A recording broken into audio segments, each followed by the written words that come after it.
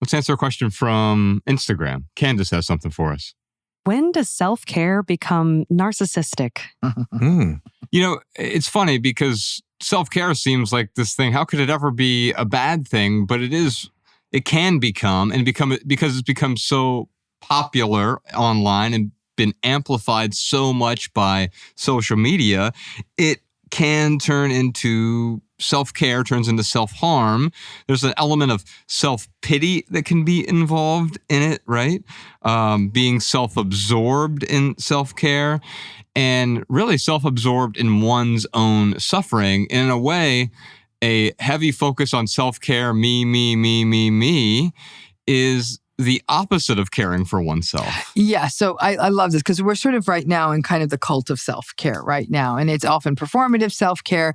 But I think that self-care that doesn't read the room is actually problematic, right? So here's the thing. The narcissistic self-care is an interesting model, but when does it become narcissistic? I think it becomes narcissistic when it doesn't account for other people around you. So like I don't know. It's sort of everyone's working really hard on a deadline. That's going to be important for your division of the company. And somebody throws their vacation in the middle of it. You're like, what are you doing? Oh, it's my self-care. I'm like, oh, what? And so now that's not self-care. That's harming other people. I'm sure they're caring for themselves. So by definition, it's self-care, but that would be more of that narcissistic self-care, right? So it's also the sense of when self-care also becomes narcissistic, when it becomes a hammer and a weapon. Like, well, you're not doing enough self-care, or like, look at how good it's the self-righteousness. Look at how much better my self-care is than yours. And as someone who does zero self-care, I'm like, ooh, I'm kind of jealous of that self-care. But there's reasons I at this point in my life, I can't. But it really does become this sort of performative, look how well I do it. All of you have to change your schedules for my self-care, right? I remember they had a very competitive, they had a digital media company, and it was very competitive because they were starting up and they were hiring. And somebody said, well, I do need Friday afternoons off for self-care. They let her go the next week. So I mean, I think it's that kind of this, when it feels entitled, I think it becomes narcissistic. I do, however, think it goes away for a lot of survivors of these relationships because many narcissistic people will pathologize the self-care of someone else. So this poor person's like struggling and doing everything they can to stay in this relationship, and maybe they'll like go to bed early or decide to go do something with friends, and it'll be self-care. Like, oh my gosh, you're so selfish. And so the person feels gaslighted because of their self-care. So the narcissistic people, again, will often use it to harm another person and say, you're a selfish person for wanting to do this. I've had that happen in many narcissistic relationships. That's kind of what burned me out on self-care, actually. I got pathologized in me so many times that I think it really made it a very perilous space for me. So I'm having to come back from that edge, frankly. Yeah.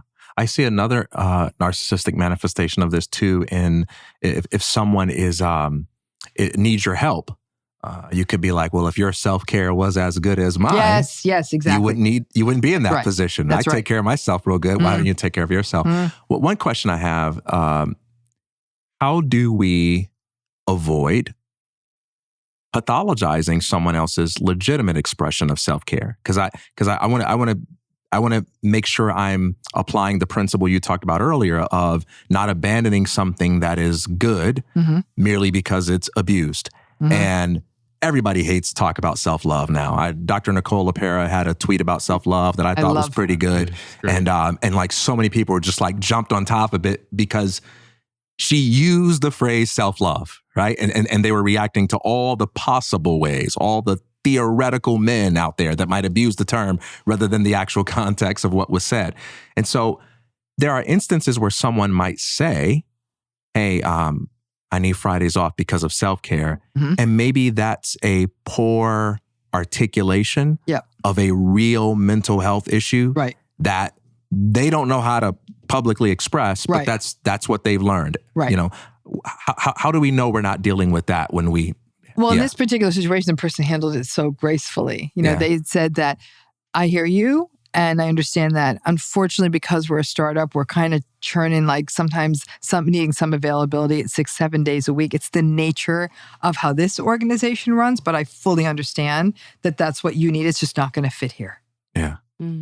That's what Josh said to me when I was like, hey, I need to not work 24 hours a day on the Minimalist. He was like, I mean, I understand how you can be that way.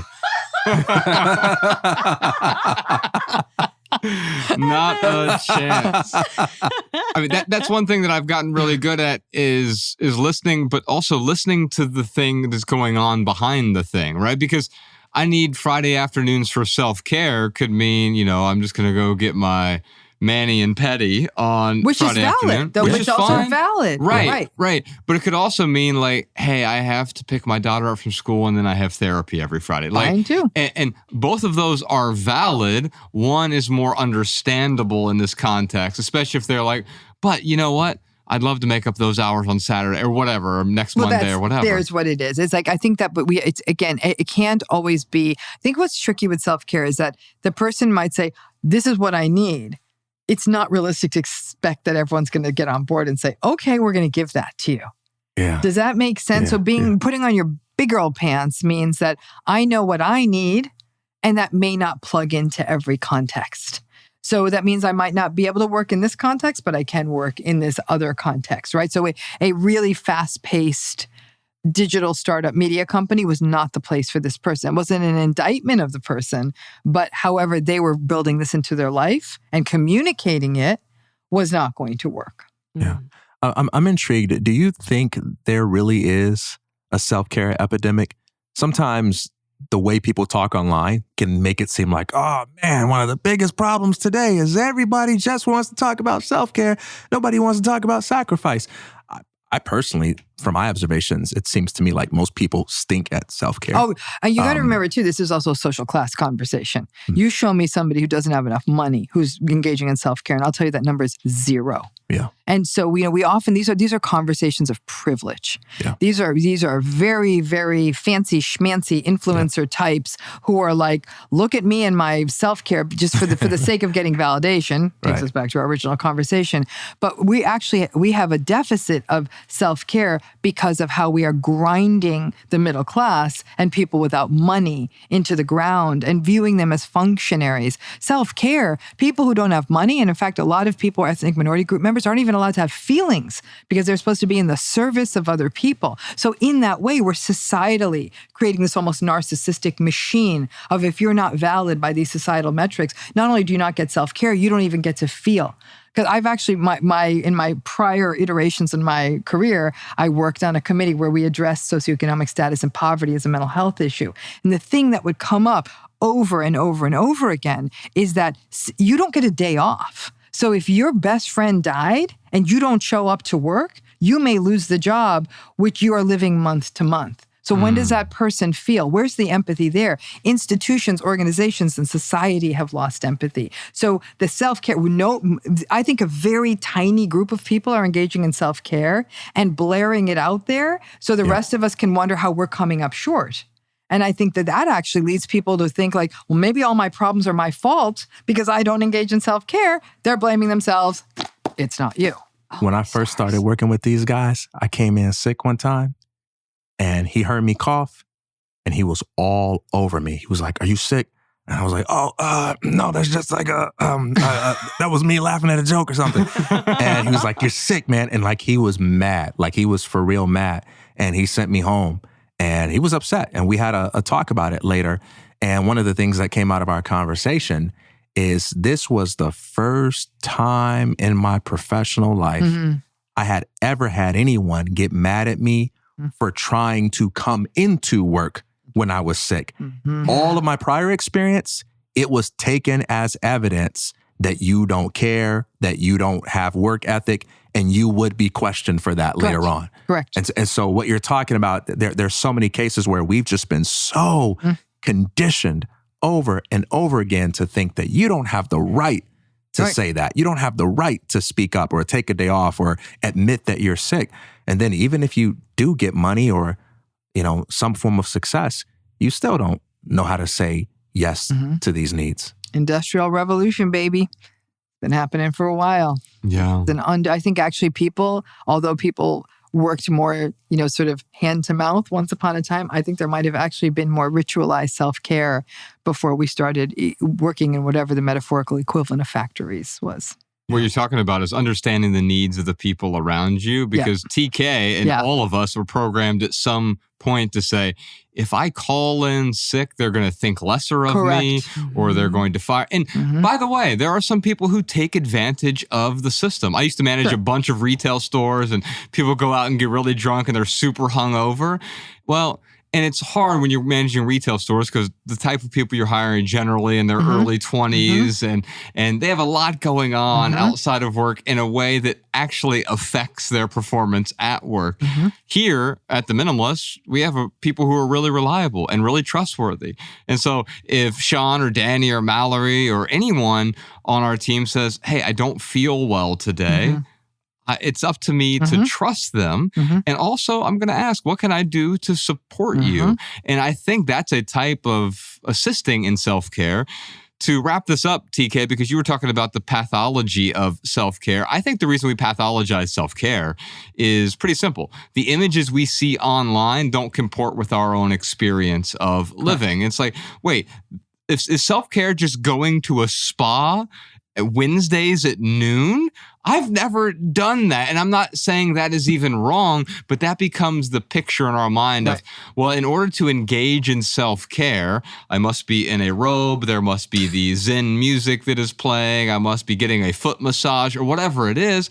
And that can be a fine version of self-care. But you know what? I do a bunch of things that I don't call self-care. I do them every single day, whether it is walking out in nature, exercising, or writing, or reading. And all of these things could be construed as self-care. They're much more boring versions, and they're not as Instagram worthy. However, it really helps with my own mental health.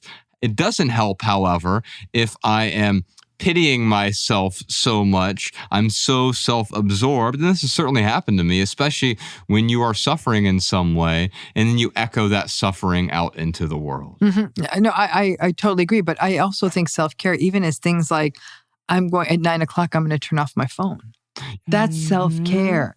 You see, as a therapist, you got to, at some point, I have to tell clients, you're not going to be between these hours. There's 911, call that. I'll circle back with you the next day. So it's self-care is I think actually walking in nature is a great example. It could be turning the phone off at 9 o'clock. It could be that you have Sunday dinner and that's the one time you make a full dinner and you make your soups for the week, or you pre-plan meals. These are all examples of self-care, things that at other times are going to reward you back. But keeping back to the narcissism piece, when people go through the relationships where they are invalidated every day, every hour of every day, that capacity to care for oneself goes away because you're basically being put into the role of an object, of a functionary in someone else's life. This cup doesn't engage in self-care because it's a thing. And when we're treated like a thing, we start to act like a thing and we don't care for ourselves.